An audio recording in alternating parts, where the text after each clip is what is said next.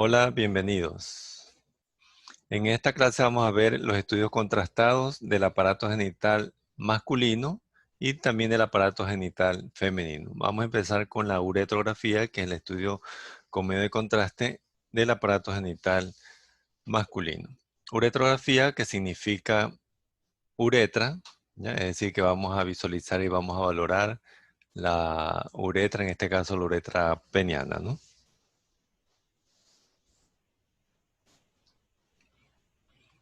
Para este examen realizamos previamente asección-antisección de la región a explorar, en este caso del meato de la uretra a nivel del glande.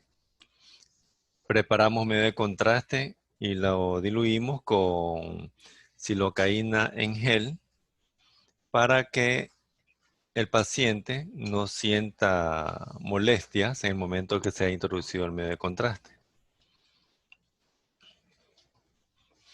Una vez inyectado el medio de contraste a través del meato de la uretra, entonces observamos mediante fluoroscopía, es decir, con rayos X en tiempo real, el paso del medio de contraste por el conducto de la uretra. Y vamos a tomar una serie de placas radiográficas visualizando el contraste dentro de la uretra. Podemos utilizar dos tipos de sonda. De pronto la sonda Foley, la 8FR, la más fina, en cuyo extremo nosotros tenemos un balón que lo inflamos en la uretra balánica para retener ahí la sonda e inyectar el medio de contraste. O podemos utilizar esta cánula de aluminio cuyo extremo proximal lo conectamos con la jeringuilla precargada del medio de contraste y cuyo extremo distal tiene una agarradera que se engarza en el surco balano prepucial, es decir, detrás del glande, para sujetar bien el extremo de esta cánula. Aquí observamos nosotros una perilla de hule de color rojo que se conecta y tiene un orificio en el interior que contacta con el meato de la uretra. Al paciente lo ponemos en decúbito dorsal, un poquito oblicuo, con el muslo extendido. Con esto nosotros facilitamos que el pene se extienda para ver la extensión o recorrido de la uretra. Se le inyecta medio de contraste a través de la sonda o de la cánula y se comienza a registrar y observar por imágenes en fluoroscopía el recorrido del medio de contraste, ¿no? Ahí lo tenemos. Acá tenemos nosotros un esquema.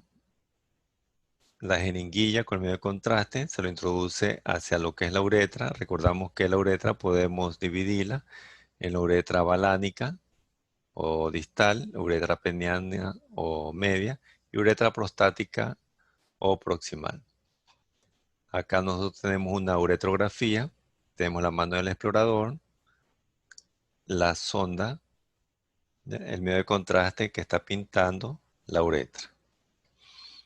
Aquí tenemos una uretrografía normal, donde observamos la uretra en todo su recorrido. Vemos nosotros que el diámetro de la uretra balánica y peniana es totalmente simétrico, pero hay una estrechez fisiológica que es normal a nivel de la uretra prostática.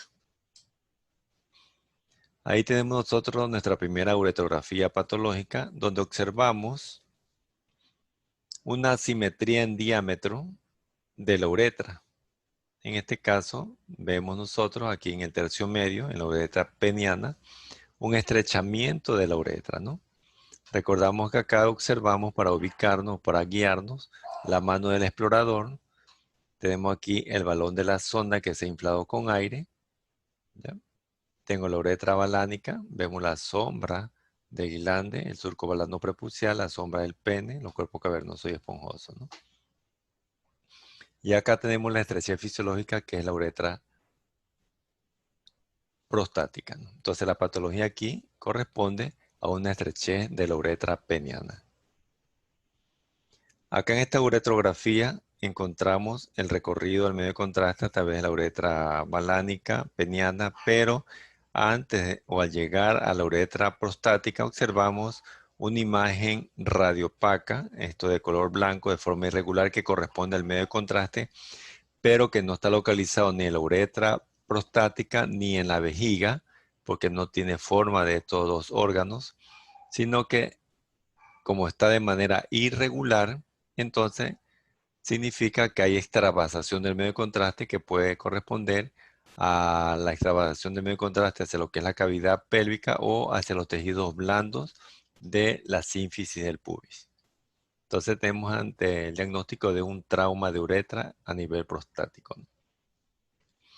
En estos esquemas nosotros observamos aquí una estrechez de la uretra, una sección de la uretra, una reconstrucción quirúrgica de la uretra. Pero antes de realizarle el estudio por imágenes contrastados, previamente ya hemos hecho el diagnóstico de un trauma de uretra o un trauma de pene porque en el examen físico observamos el pene deformado con cambios en la coloración de la piel del pene, lobulaciones, de pronto hematomas o de pronto salida de hematuria por el meato de la uretra. Ahí tenemos nosotros la reconstrucción quirúrgica de un trauma de pene o de uretra. Las causas pueden ser por lo general deportivas, ¿ya? En ballet todo, kickboxing, en el fútbol, depende del tipo de trauma. Las bajadas de escaleras, si es que siempre y cuando se encuentre con algún objeto que entre las piernas, que hay de patinaje, o de pronto en aquellos deportes con patinetas, o de pronto aquellos deportes donde saltan objetos tras objetos, como el parkour, ¿ya? Causas deportivas. También suele ocurrir en aquellas causas donde la pareja puede seccionar el pene de manera parcial o total, ¿ya? O de pronto si se colocan objetos alrededor del pene y produce estrangulación del mismo de los cuerpos cavernosos esponjosos y por lo tanto un trauma de uretra. Ahí tenemos entonces otra uretrografía. Vemos que se pinta la uretra proximal, la peniana, pero se observa una extravasación del medio de contraste en la región de la uretra prostática. Entonces estamos ante un trauma de uretra. Nos vamos al otro estudio de medio de contraste del aparato genital femenino, que es la llamada histerosalpingografía. Histero, que vamos a observar o vamos a dibujar la cavidad uterina, salpingo, los conductos tubáricos. Entonces, este examen consiste en introducir medio de contraste hacia la cavidad uterina y los conductos tubáricos. Recordamos el útero, su vista externa, en la cara anterior. Tenemos el fondo, el cuerpo, el cérvix, las trompas de falopio derecha e izquierda. A medida que las trompas se alejan del útero, se van ensanchando y van a terminar las llamadas fimbrias. Tenemos aquí los dos ovarios, derecho e izquierdo, y estos son los repliegues peritoneales que forman la cavidad pélvica, los fondos de sacos en la parte inferior. Esta es una vista interna del útero. Tenemos aquí la cavidad uterina, el conducto tubárico, el ovario, y esta es una vista lateral del útero, su relación con la vejiga, con el recto, los fondos de saco peritoneales, posterior y anterior, ¿no? Y tenemos acá el canal vaginal. Para la histerosalpingografía nosotros vamos a utilizar las siguientes herramientas. Entonces ahí tenemos nosotros el espéculo que sirve para introducirlo en el canal vaginal y poder visualizar hacia el fondo el cervix o el cuello del útero.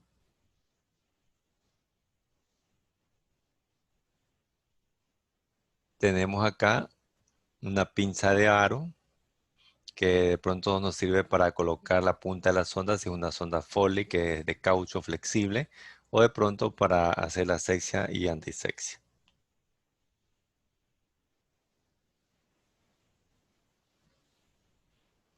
Tenemos aquí la sonda para realizar la histerosalpingografía.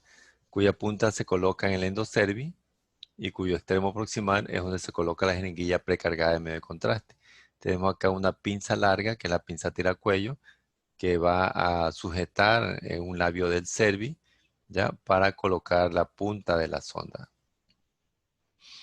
Al paciente se lo coloca en posición ginecológica, se le hace asexia antisexia al genital externo, se le coloca el espéculo, se fija el espéculo una vez observado, visualizado el cervix.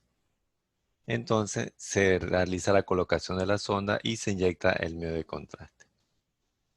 Entonces, el medio de contraste va a recorrer los siguientes sitios anatómicos, ¿no? Aquí colocamos la punta de la sonda. Entonces va a recorrer la cavidad uterina, el conducto tubárico y va a caer hacia la cavidad pélvica, ¿no? Hacia la cavidad peritoneal, a nivel de la pelvis. Es decir, que vamos a ver medio de contraste en 3 sitios: en la cavidad uterina, en el conducto tubárico y en la cavidad pélvica.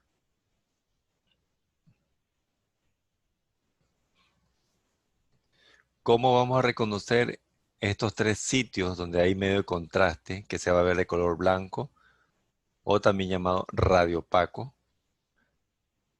Ahí tenemos los 3 sitios, ¿no? Sabemos que es cavidad uterina porque tiene forma triangular. Sabemos que está en conducto tubárico porque tiene forma tubular. Y sabemos que está en cavidad pélvica o en cavidad peritoneal porque tiene forma irregular. Entonces, solo en 3 sitios vamos a nosotros localizar medio de contraste en la histerosalpingografía. Entonces, empezamos a inyectar medio de contraste. Observamos medio de contraste en la cavidad uterina porque tiene forma triangular. Seguimos inyectando. Vemos medio de contraste en los conductos tubáricos derecho e izquierdo. Seguimos inyectando medio de contraste. Y vemos que hay paso de medio contraste hacia la cavidad pélvica. Es decir, encontramos 3 sitios con medio contraste: cavidad uterina, conductos tubáricos y cavidad pélvica. Y por último, realizamos la última toma de rayos X. Entonces encontramos medio de contraste en la cavidad pélvica, ¿no? ¿Ya? Una vez que haya pasado medio contraste en la cavidad pélvica, entonces deducimos que hay permeabilidad de los conductos tubáricos, es decir, que no hay obstrucción en conductos tubáricos ni en la cavidad uterina, porque el medio de contraste ya ha pasado a la cavidad pélvica. Ahí tenemos nosotros una histerosalpingografía, donde observamos la cavidad uterina, los conductos tubáricos. Esto corresponde a la punta de la sonda y acá corresponde a la punta del espéculo. Tengo otra histerosalpingografía. La diferencia de la primera es que aquí en la primera el útero está en posición central y acá el útero está lateralizado, ¿no? Que es una variante anatómica normal, ¿no? Tenemos aquí otra histerosalpingografía, cavidad uterina, conducto tubárico, el medio de contraste que se ve blanco, radiopaco. Y también tenemos medio de contraste en la cavidad pélvica, ¿no? Que es lo que estoy enseñando en este momento. ¿Ya? Es decir, que la última placa, última rayos X de la histerosalpingografía corresponde a esta donde se observa medio de contraste en la cavidad pélvica, en la cavidad peritoneal.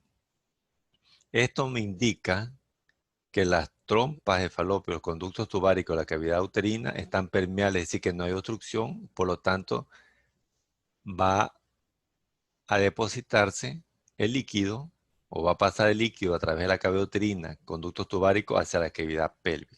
Entonces, si vemos nosotros en la última placa, última rayos X de la histerosalpingografía, medio de contraste en la cavidad pélvica, entonces decimos que es una prueba de Coté positivo, que me indica que sí hay permeabilidad de los conductos tubáricos.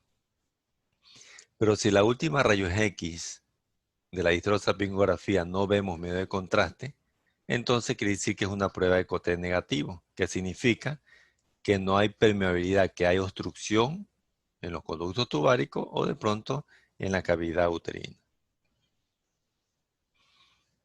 Entonces, este es uno de los objetivos para realizarse una de las indicaciones de la histerosalpingografía, para valorar la permeabilidad de la cavidad uterina y más que todo de los conductos tubáricos. La segunda indicación del examen vendría a corresponder a la valoración de malformaciones congénitas del útero. En este caso, nosotros observamos aquí un útero didelfo, es decir, dos úteros con fondo, cuerpo y cervix, y también cada uno con su canal vaginal. Es el útero didelfo. Tengo el útero bicorne, es decir, con dos cuernos, pero puede existir un útero bicorne con dos cervix, que es bícolis, o con un solo cervix, que es unícolis. Tengo un útero tabicado, es decir, con un septo en la mitad, que divide la cavidad uterina. El septo a su vez puede ser total o puede ser parcial. El parcial a veces le llaman útero subsecto. O de pronto tengo un útero con un solo cuerno hacia la derecha o hacia la izquierda. Acá observamos la parte externa del genital femenino. Tengo dos cavidades vaginales y hacia el fondo cada cavidad tiene se observa un cervix en cada lado. Acá tenemos nosotros un útero didelfo, pero tengo un útero pequeño, pero igual hay permeabilidad de los canales vaginales. Acá observamos un útero normal, una cavidad vaginal con un tabique que la divide en dos. Y acá tenemos nosotros un útero normal con su cervix, su cavidad vaginal. Y al lado tengo un útero pequeño atrófico y una cavidad vaginal que no se ha completado su formación. Entonces ahí tenemos nosotros una histerosalpingografía donde observamos un útero bicorne.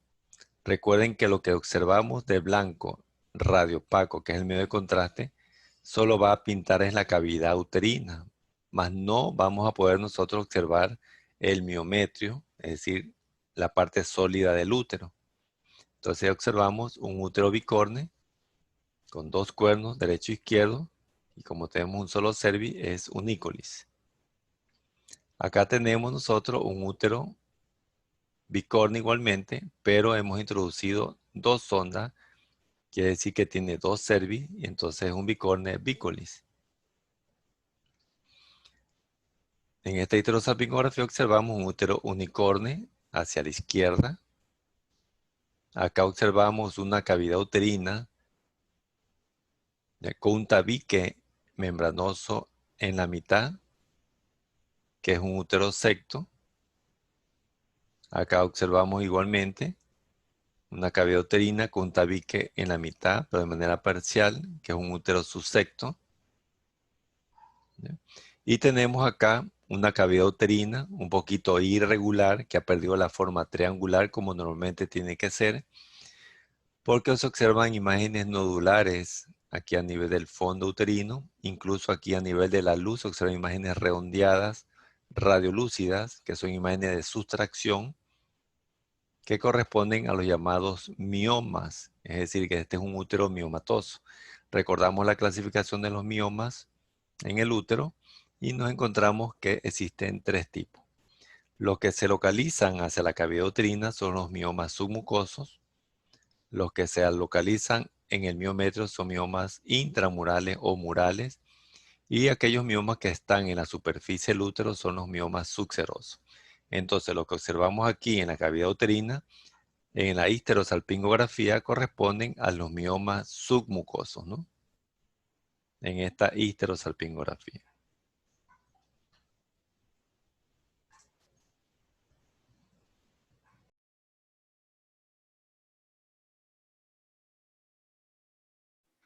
Lo que se va a valorar es la cavidad uterina, más no es el miometrio, ¿no? O sea, no es el útero. El conducto tubárico y la permeabilidad de ambas estructuras, ¿no? Nos vamos a hacer hincapié en algunas diapositivas que hemos visto nosotros en videoconferencia de la clase, ¿no?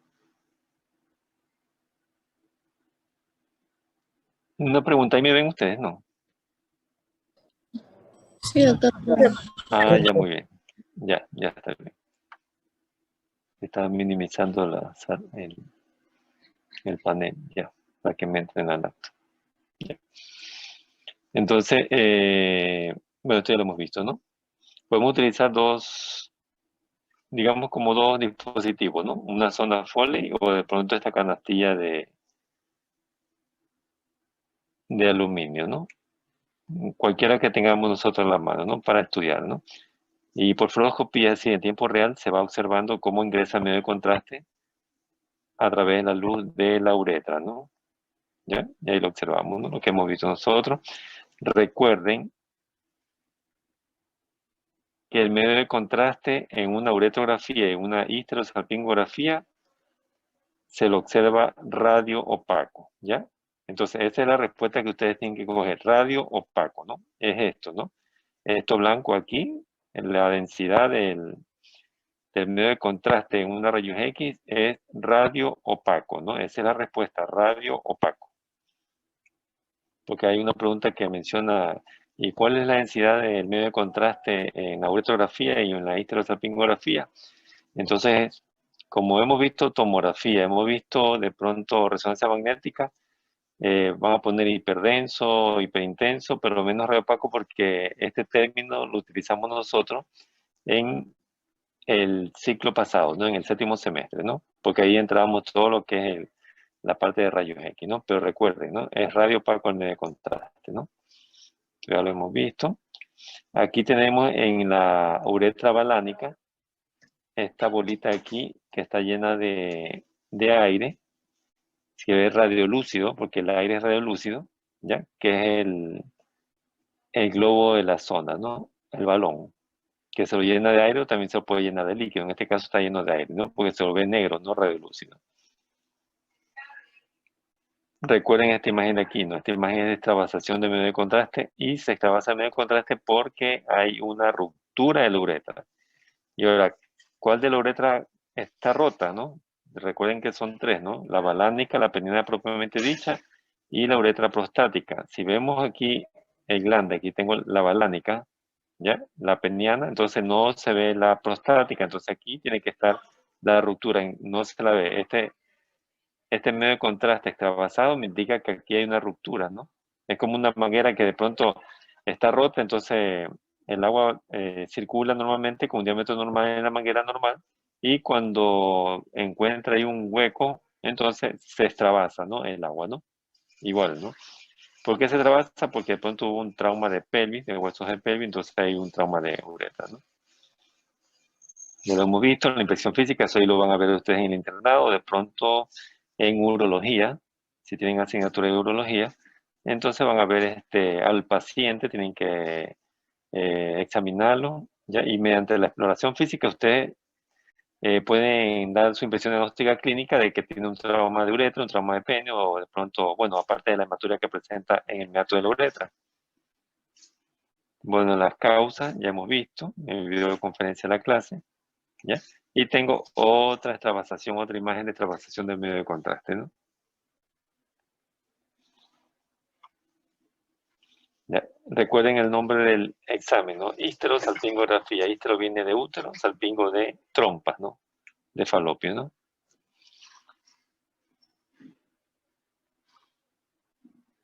Recuerden los tres sitios anatómicos donde nosotros vamos a ver medio de contraste en una histerosalpingografía, ¿no?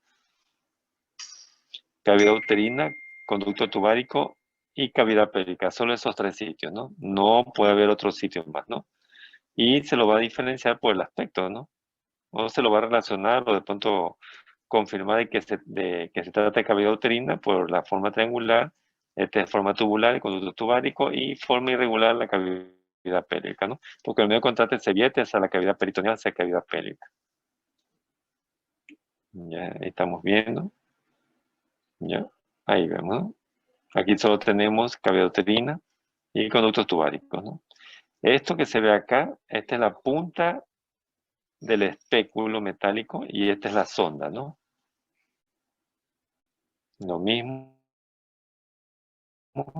Vimos aquí con medio de contraste radiopaco, ¿no? Cavidad uterina, conducto tubárico derecho, izquierdo y cavidad pélvica, ¿no? Los tres sitios, ¿no? Esto es normal, que caiga a la cavidad pélvica. Pero si no vemos medio de contraste en cavidad pélvica, quiere decir que hay una obstrucción a nivel de la trompa de falopio, del conducto tubárico, o de pronto aquí alguna sinequia, alguna estrechez en la cavidad uterina que no deja que el medio de contraste se vacíe a cavidad pélvica, ¿no?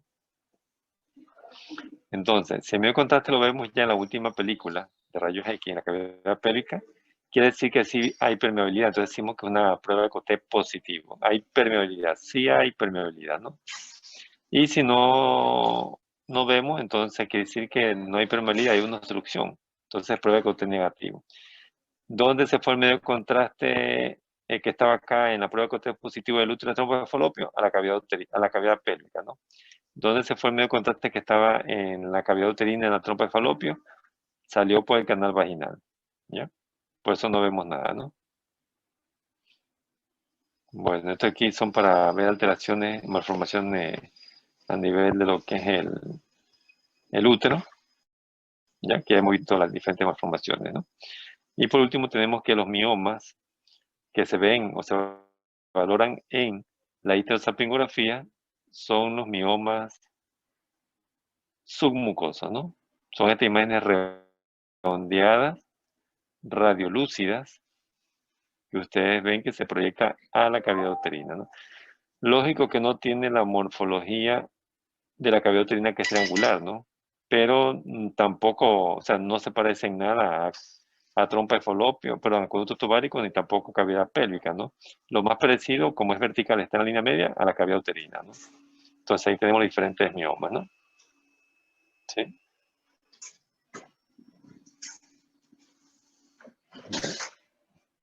¿Alguna inquietud sobre este tema, jóvenes?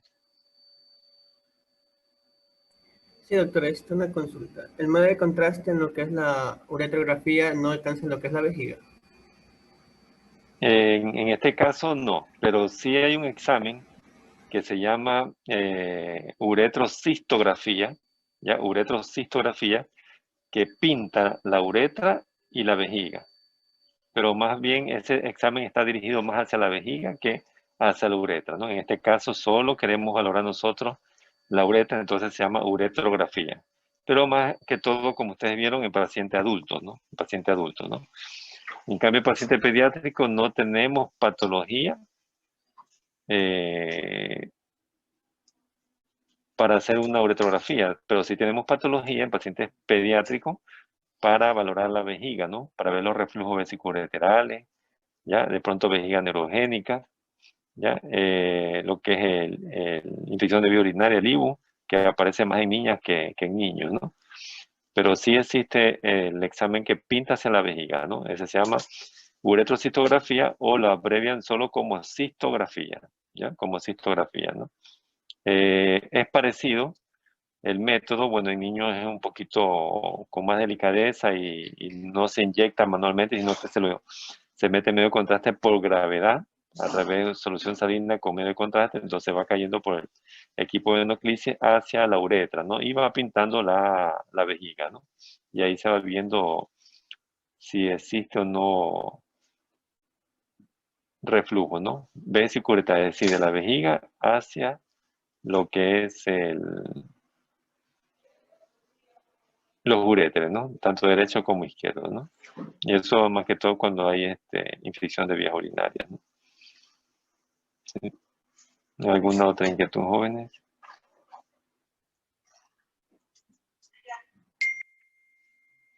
No hay contraindicaciones.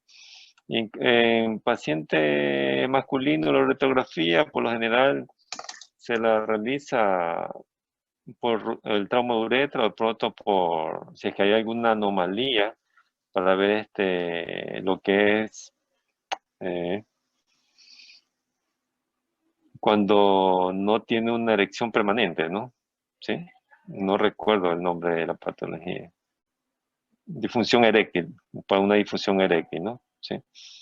Aunque igual el hombre es más, se rehúsa más a hacerse exámenes y que la mujer, la salpingografía, la mayor indicación es en infertilidad, ¿no? Infertilidad. una vez que ya se ha hecho ecografía y le han visto que los ovarios están bien, que no hay miomas, entonces ahí se realiza por infertilidad para ver si de pronto hay una sinequia, alguna obstrucción que puede ser congénita o adquirida después de una infección de vías urinarias a nivel de los conductos tubáricos, de pronto posterior a un legrado, también se forman eh, fibrosis o sinequias en cavidad uterina, por eso es que no puede embarazarse, ¿no? Y se realiza la histerosalpingografía.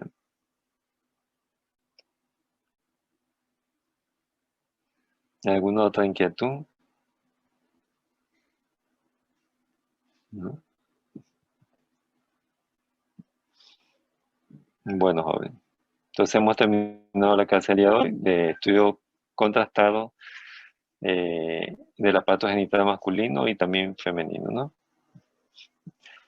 No recuerdo qué tenías que decirle, pero era algo acerca de la pregunta de Andrews. Andrew, algo me pregunté la semana pasada y después busqué, bueno, no busqué porque a veces uno busca algo y no encuentra. De pronto sin haber buscado ese tema lo encontré, pero no me recuerdo qué pregunta me hizo la semana pasada, ¿no? Era creo que de neuroinfección o de malformación congénita. Era herniación cerebral. O sea, de Ah, que ya, sí, está bien, correcto, sí.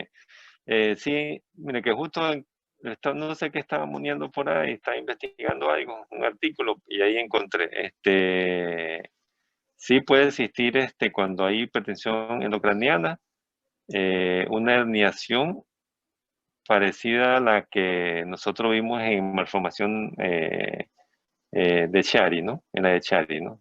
¿Por qué? Porque es el único sitio donde puede escaparse algo, ¿no? Es como una protrusión, ¿no? Es como un desfogue, ¿no? De salida, ¿no? Y puede presentarse ahí, ¿sí? Justo era eso que estaba... Yo decía, algo tenía que comentarles, ¿no? Ustedes tienen... bueno, tengo que aprovechar ahorita, ¿no? Usted tiene una asignatura que se llama neurocirugía en semestres superiores, ¿no? Neurocirugía, no. No, no saben, ¿no? Neurología no. Y neurología. Neurología. No. Ah, ya, bueno. Digamos, para Andrew, ¿usted va a ser neurocirujano o neurólogo? neurocirugía quiero seguir, doctor.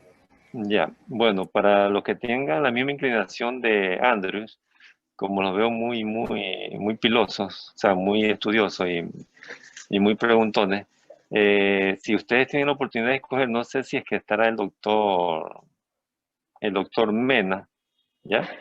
Él es un profesor, o sea, sabe bastante, pero es bien estricto, ¿no? De pronto le encaja ahí para Andrew o de pronto para algún otro estudiante que quieran que los presionen y quieran aprender bastante, ¿no? Con él sí se aprende, creo que en las presenciales él daba neurología o neurocirugía, ¿no? Pero él da muy bien, da muy bien. O sea, es bien bravo, es bien estricto, pero los tiene ahí y aprenden bastante. Y se hacen buenos profesionales con él. ¿Sí? El doctor Iván Mena, Iván Mena. Sí, que aún está en la universidad, ¿no? ¿Sí? Es un profesor que es bien exigente, pero ustedes van a ver al final si es que van a hacer, bueno, ahorita en, en pregrado, ¿no? Pero ya van a ver al final el resultado, ¿no? Tienen que estar ahí, sean constantes, a veces él, bueno, ahora que esté dando clases, ¿no? Él presiona bastante, demasiado presiona, que a veces uno lo saca de la casilla y como que quiere tirar la toalla, pero es bien, o sea, es importante los que deseen estudiar neurología o neurocirugía que vayan con él, ¿no? ¿Sí? Porque yo fui estudiante de él, pero en el posgrado, ya lo cogí muy tarde cuando ya me había moldeado en el pregrado, ¿no? En el posgrado, pero en la asignatura de neurología, ¿no? Neurología, ¿no? Porque mi posgrado era imagenología, ¿no? Sí. Pero es mejor moldearse con él desde el pregrado, ¿no? Es muy bueno, muy bueno. Aunque lo saque a la casilla, aunque ustedes lo van a querer matar, pero así se aprende bastante.